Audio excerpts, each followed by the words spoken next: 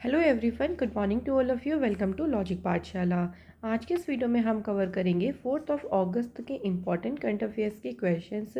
Friends, इस video का जो पीडीएफ फाइल है वो आप लोगों को मिल जाएगा टेलीग्राम ग्रुप से। लिंक आपको दिया गया है डिस्क्रिप्शन बॉक्स में। फ्रेंड्स, अगर आप इसके अलावा कोई भी टॉपिक पढ़ना चाहती हैं तो आप लोग मुझे कॉमेंट सेक्शन में भी बता सकती हैं या फिर आप मुझे टेलीग्राम पर भी शेयर कर सकती हैं। मैं उस टॉपिक पर आपके लिए वीडियो ज़रूर लेके आऊँगी। तो चलिए फ्रेंड्स, आज के इस इम्पॉर्टेंट क्लास को शुरू करते हैं मोटिवेशन कोट से। Focus on the goal not the obstacle. तो फ्रेंड्स, हमेशा अपने गोल पर फोकस करें, ना कि जितनी बाधाएं आती हैं।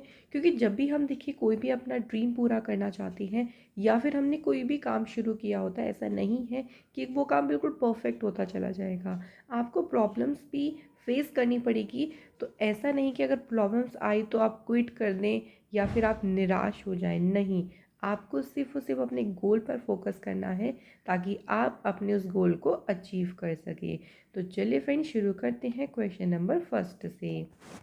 पहला क्वेश्चन है, India will be part of a mega air combat exercise pitch black to be held in which country.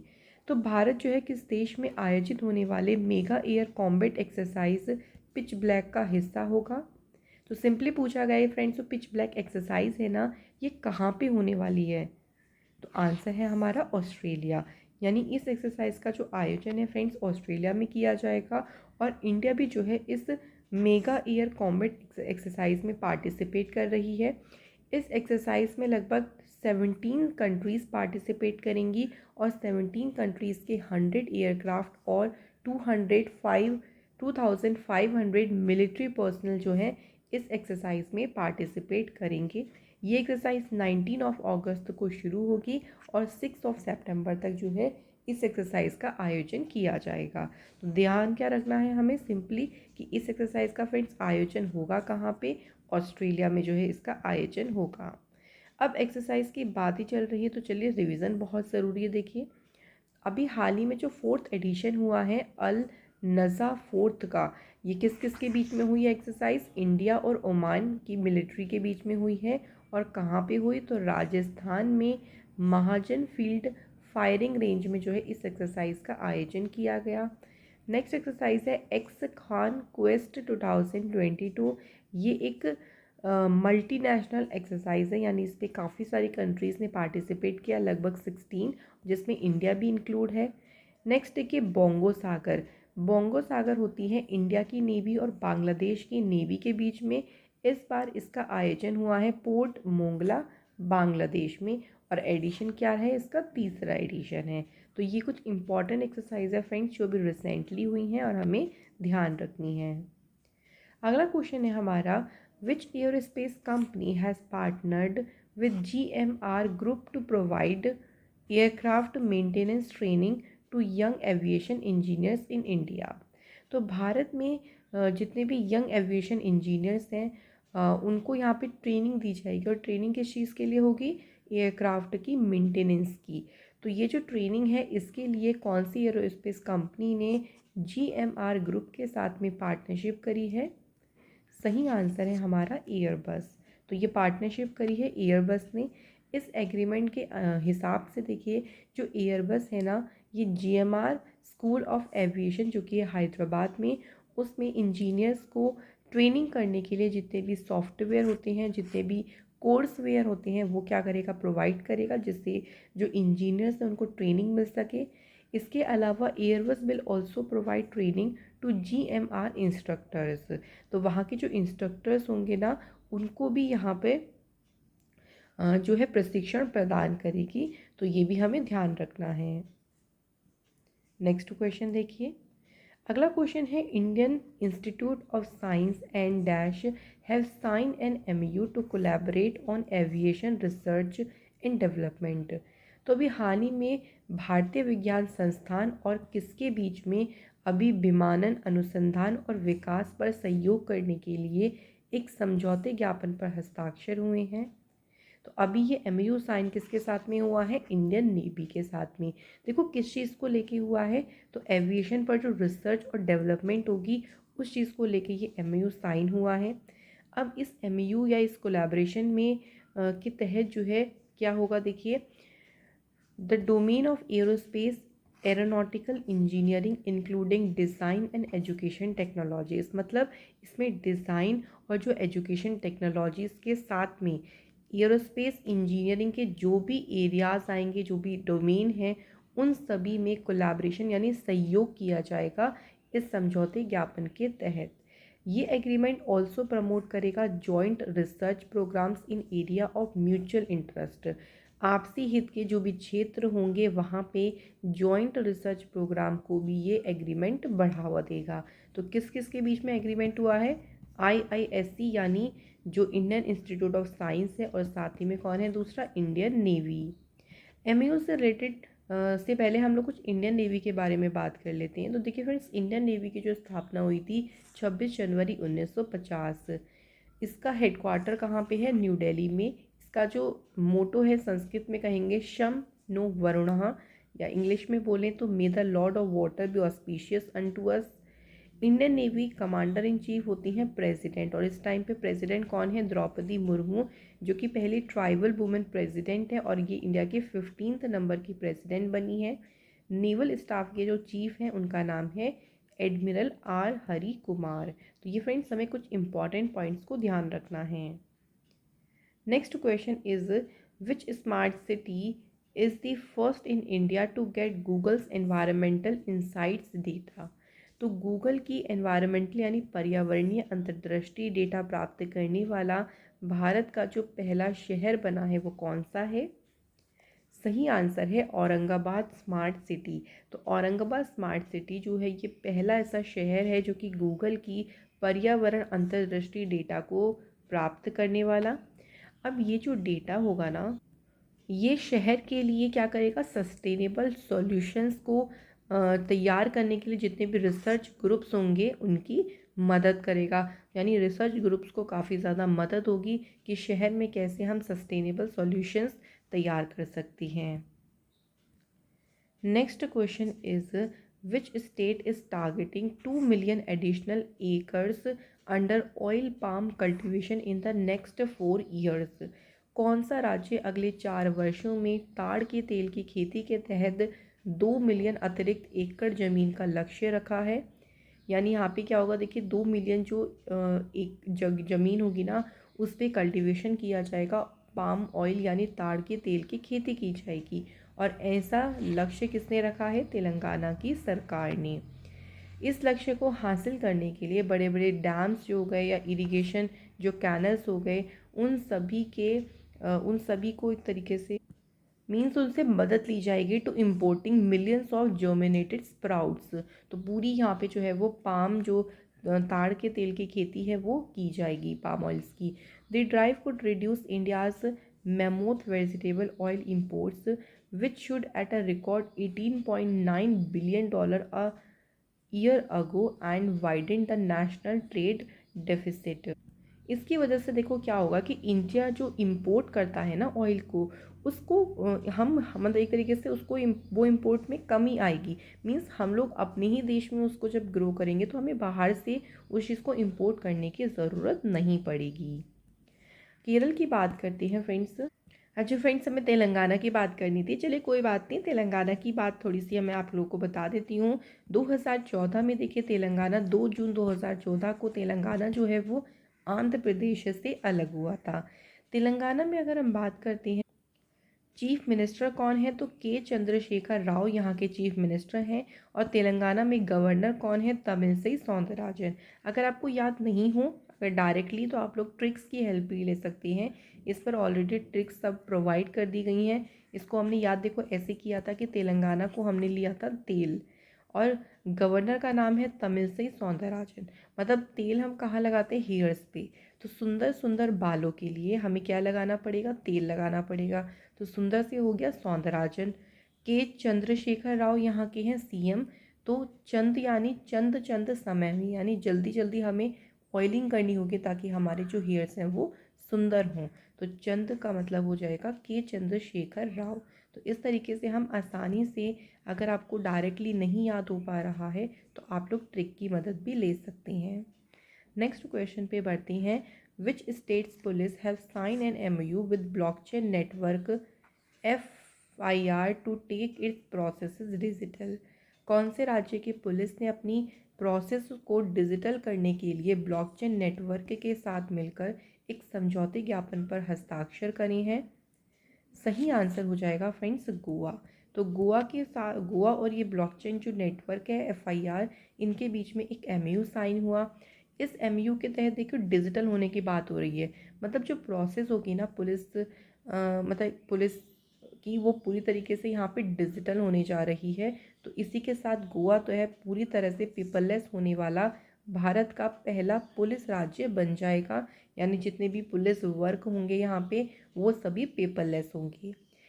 ये जो एग्रीमेंट है फायर FIR के साथ में जो एग्रीमेंट है, ये गोवा पुलिस को पुलिसिंग सॉल्यूशन में और भी ज़्यादा ट्रांसपेरेंसी लाने और भी उसकी इफ़िशेंसी यानी दक्षता में सुधार लाने में भी काफ़ी ज़्यादा मदद करेगा, ये जो एग्रीमेंट साइन हुआ है।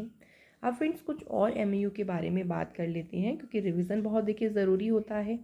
तो देखिए तेलंगाना और गूगल ने अभी एक MOU साइन किया on digital economy for young and women entrepreneurs. Kerala ने एक MOU साइन किया नीदरलैंड के साथ मिलकर फॉर कॉस्मोस मेलाबारिकस प्रोजेक्ट के लिए। प्रसार भारती और पब्लिक ब्रॉडकास्टर ऑफ अर्जेंटीना के बीच में एक MOU साइन हुआ है। इसके अलावा नीति आयोग और यूनिसेफ इंडिया ने कोलैबोरेशन किया to develop India's first report on state of India's children, कि बच्चों की भारत में क्या स्थिति है इसके बारे में रिपोर्ट तैयार करी गई, और इसके लिए कोलैबोरेशन किया है नीति आयोग और यूनिसेफ ने मिलकर।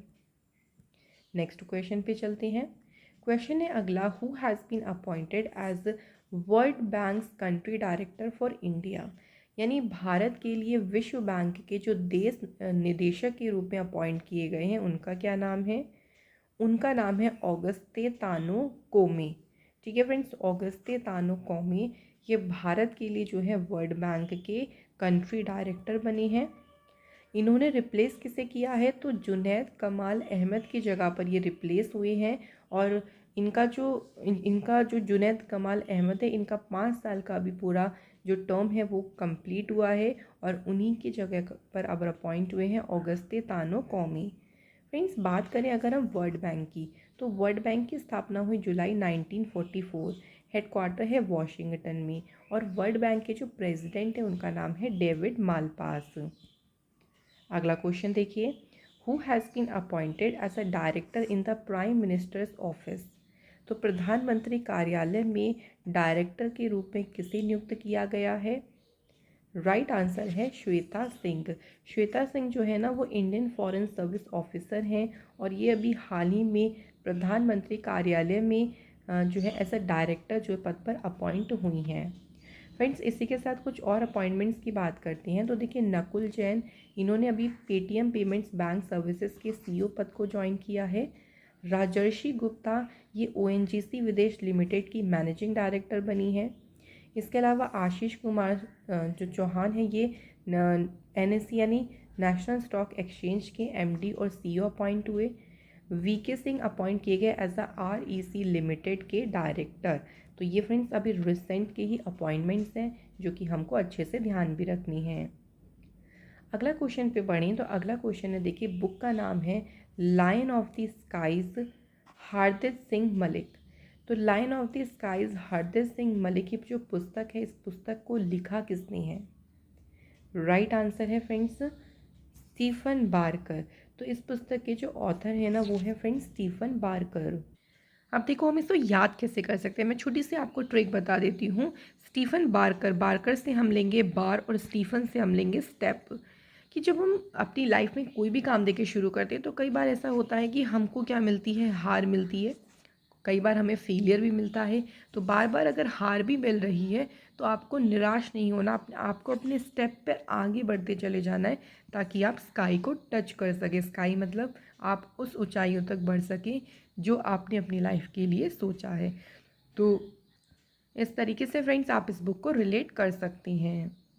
अब इस पुस्तक में देखो क्या बताया गया है कि जो ब्रिटिश आर्म्ड फोर्सेस में इंडिया सर्व करते थे, तो उनके लिए वो कितना चैलेंजेस था, उनको कितना ज़्यादा वहाँ पे रेशियल डिस्क्रिमिनेशन यानी उनको कितना भेदभाव, नस्ली भेदभाव वहाँ पे फेस करना पड़ता था जब वो ब्रिटिश आर्म्ड फोर्सेस में काम करते थे। तो क्या क्या चैलेंजेस उनके सामने हैं, इसी के बारे में डिटेल में इस बुक में बताया गया है।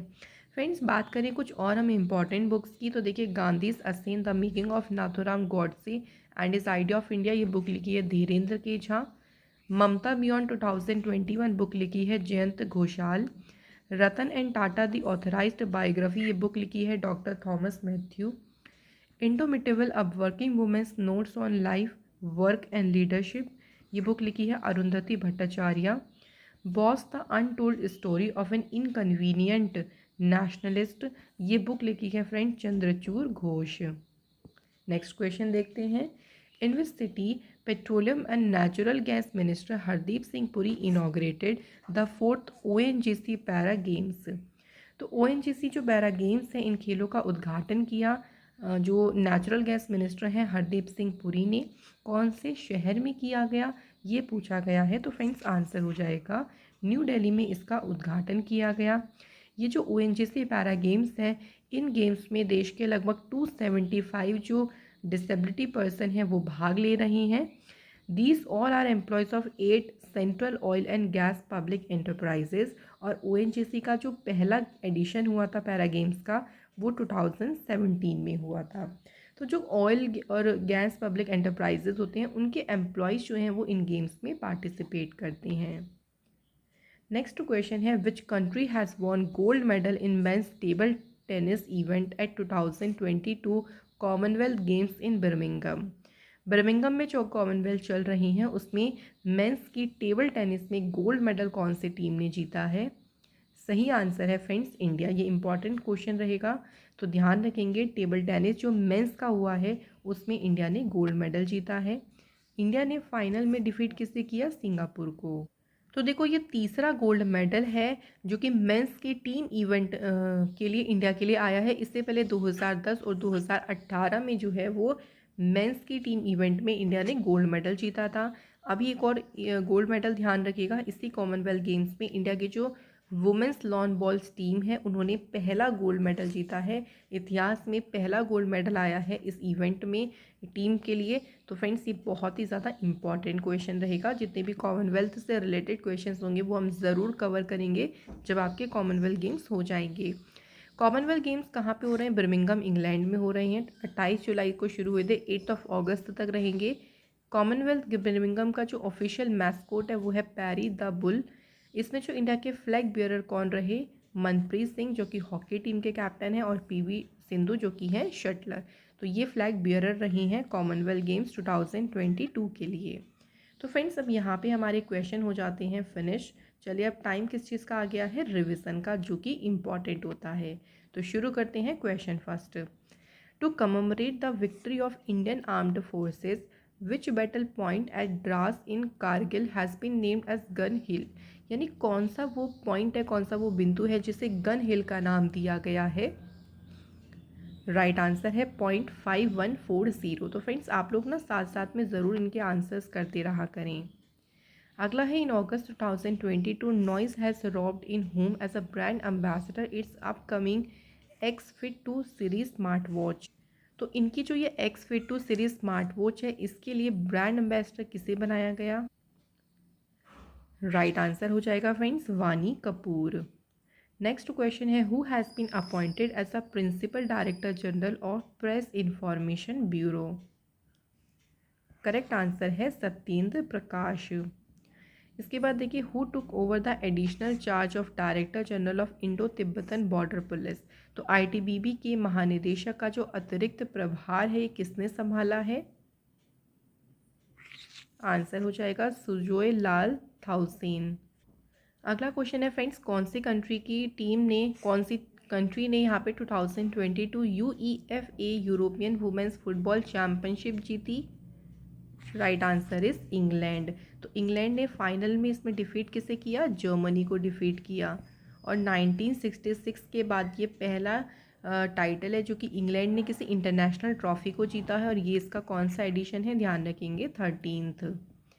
कौन सी कंपनी है जो कि भारत की पहली 5G स्पेक्ट्रम ऑक्शंस में नीलामी में कौन सी कंपनी सबसे टॉप बिडर रही, यानी सबसे ज़्यादा नीलामी लगाई इस कंपनी ने, तो कौन सी कंपनी है फ्रेंड्स? आंसर हो जाएगा Reliance Jio. Which state government has partnered with FICCI, तो federation of Indian chambers of commerce and industry के साथ में किस अभी स्टेट ने जो है वो भागीदारी करी है? तो अभी हाल ही में ये भागीदारी की है देश ने, स्टेट ने। उड़ीसा के चीफ मिनिस्टर नवीन पटनायक जी ने एक बुक रिलीज़ करी है, लॉकडाउन लिरिक्स। इस पुस्तक के ऑथर का नाम बताना है। तो फ्रेंड्स ये बुक किसने लिखी है?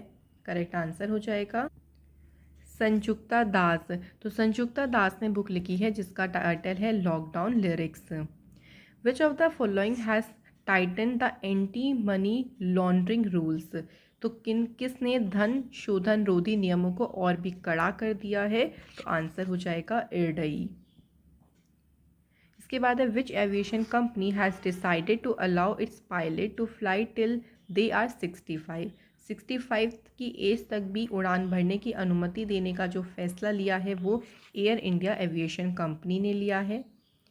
Which state inaugurated a project of the women and child development department to provide milk and eggs to children at all anganwadis in the state, दूध और अंडे उपलब्ध कराने के लिए जो महिला और बाल विकास विभाग है इसकी एक परियोजना का उद्घाटन जो है वो अभी हाल ही में किया है केरल की सरकार ने। तो फ्रेंड्स अब टाइम आ जाता है हमारा स्टैटिक जीके के इम्पॉर्टेंट क्वेश्चंस को कवर करने का। तो चलिए पहला क्वेश्चन देखते हैं। Instrument use to measure earthquake is known as, यानी भूकंप को मापने के लिए जो इंस्ट्रूमेंट यूज़ करते हैं उसे क्या कहते हैं? तो वो इंस्ट्रूमेंट कौन सा होता है? सीस्मोग्राफ। नेक्स्ट क्वेश्चन है the constituent assembly was set up in. तो फ्रेंड्स यहाँ पे पूछा गया कि संविधान सभा की जो स्थापना है ये कब हुई थी? तो आंसर हो जाएगा 1946। देखिए क्या होता है 1934 में ना जो M.N. रॉय थे इन्होंने फर्स्ट प्रपोजल दिया था कॉन्स्टिट्यूशन असेंबली को बनाने का, एक आइडिया इन्होंने दिया था। उसके बाद की जो डिमांड है इसको कांग्रेस पार्टी ने 1935 में ऐसा एक ऑफिशियल डिमांड के तौर पर इसको लेके आए। ब्रिटिश के द्वारा इसको इन अगस्त ऑफर ऑफ 1940 के तहत इसको ब्रिटिशर्स ने एक्सेप्ट किया। उसके बाद कैबिनेट मिशन प्लान ऑफ 1946 के तहत इलेक्शंस यहाँ पर फॉर्म हुए कॉन्स्टिट्यूशन असेंबली को बनाने के लिए। तो 1946 में जो है वो कॉन्स्टिट्यूट असेंबली का सेटअप हुआ है। तो ये कुछ इंपॉर्टेंट पॉइंट्स हैं जो कि फ्रेंड्स हमें ध्यान रखनी है। इसके बाद देखिए इनमें से कौन से हैं, मतलब इनमें से कौन है जो कि इंडियन कॉन्स्टिट्यूशन की ड्राफ्टिंग जो कमेटी है उसके चेयरमैन थे यानी अध्यक्ष थे। तो ड्राफ्टिंग कमेटी के जो अध्यक्ष थे फ्रेंड्स उनका नाम क्या है? B.R. अम्बेडकर यानी Bhimrao Ambedkar. Which one of the constitution amendment has established Panchayati Raj institution, इनमें से कौन सा अमेंडमेंट ने संशोधन किया गया था पंचायती राज संस्था की स्थापना के लिए?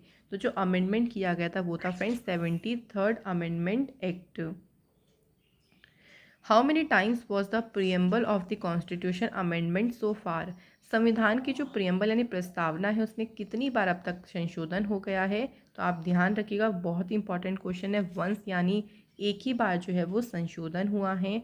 और ये कौन सा अमेंडमेंट हुआ था ये भी हमें ध्यान रखना है। 42 नंबर का हुआ था कॉन्स्टिट्यूशनल अमेंडमेंट जो कि 1976 में आया था। अब इस संशोधन में हुआ क्या था, इसमें 3 नए वर्ड्स ऐड किए गए थे। उन 3 नए वर्ड्स को हमें ध्यान रखना है। फर्स्ट नाम है सोशलिस्ट, सेकंड जो ऐड हुआ था वो था सेकुलर, और तीसरा जो वर्ड इसमें ऐड हुआ था वो था इंटीग्रिटी। ये क्वेश्चन अक्सर एग्जाम में बनता है कि कौन कौन से शब्द इनमें से ऐड हुए थे कॉन्स्टिट्यूशन जब प्रियम्बल में अमेंडमेंट हुआ था यानी संशोधन हुआ था। कब हुआ था? 42nd अमेंडमेंट था ये, यानी संशोधन था 1976। ईयर भी हमें ध्यान रखना है। फ्रेंड्स कल मैंने आप लोगों से क्वेश्चन पूछा था पहला कि जो शहीद मीनार है कोलकाता में इसका ओरिजिनल नाम क्या था? तो फ्रेंड्स इसका जो ओरिजिनल नाम था वो था ओक्ट्रोनॉली मेमोरियल। सेकेंड ये था कि गोबर गैस में जो अबेंडेंट यानी गोबर गैस में जो मेन एक तरीके से प्रचुर मात्रा में होती है वो कौन सी होती है? वो होता है मेथेन। तो फ्रेंड्स आप सभी ने बिल्कुल करेक्ट आंसर करे हैं। आज के हमारे कमेंट है बैक स्ट्रीट काना एंड रघुवीर Singh. Thank you so much guys कि आप लोग ने टाइम निकाल कर, चाहे थोड़ा सा ही टाइम निकाल के आपने कमेंट ज़रूर किया। तो चलिए अब आज आपका टाइम आ जाता है क्वेश्चंस के लिए। पहला क्वेश्चन है, इनमें से कौन सी नॉन मेटल है जो कि रूम टेम्परेचर पर होती है लिक्विड यानी तरल होती है। सेकंड क्वेश्चन है, the substance which is chiefly responsible for the depletion of ozone layer. तो ओजोन लेयर का जो ह्रास हो रहा है उसके लिए मुख्य रूप से इनमें से रिस्पॉन्सिबल कौन सा पदार्थ है, कौन सा सब्सटेंस है। तो फ्रेंड्स इजी क्वेश्चन है, मुझे पता है कि आप लोग ज़रूर इसका आंसर कर सकेंगे। तो चलिए फिर अभी कमेंट करके आंसर कर दीजिए और आज की वीडियो का भी जो इम्पॉर्टेंट कॉन्सेप्ट थे वो समाप्त होते हैं। आई होप सो कि आप लोगों को सभी चीज़ें अच्छे से क्लियर हुई होंगी और आपकी तैयारी भी बहुत बेहतरीन चल रही होगी। फ्रेंड्स इसी के साथ मेहनत करते रहें, आगे बढ़ने के बारे में सोचें, क्विट बिल्कुल भी ना करें, निराश ना हो, बिल्कुल भी खुश रहें। Thank you so much for watching this video.